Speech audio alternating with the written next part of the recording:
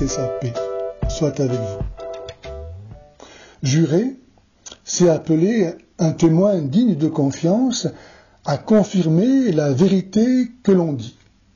Le serment est d'autant plus sacré que ce par qui ou par quoi l'on jure est plus grand. Or, Allah jure par les anges, les vents, la mer agitée, l'étoile du matin, la plume, le soleil, le figuier, l'olivier, etc., etc. Allah jure. Non seulement il appelle à témoin des créatures muettes, sorties de ses mains, à qui il peut donc faire dire ce qu'il veut, mais encore, est-ce que le vrai Dieu a besoin de jurer, c'est-à-dire de promettre de ne pas mentir? Est-ce que Dieu peut mentir?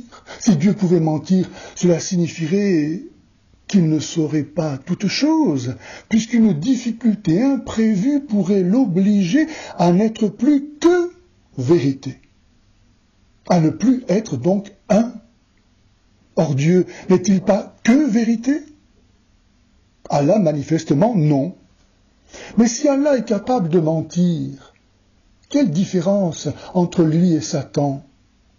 À moins que vérité et mensonge ne veuillent rien dire pour l'auteur du Coran. Et si Allah peut mentir, qui pourrait ne pas le faire?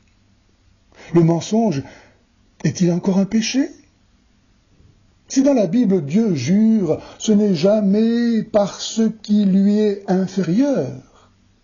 Mais Dieu dans la Bible utilise cette convention pour affirmer en un langage qui nous soit compréhensible, rien d'autre que le caractère irrévocable de ses promesses et l'immuabilité de sa volonté.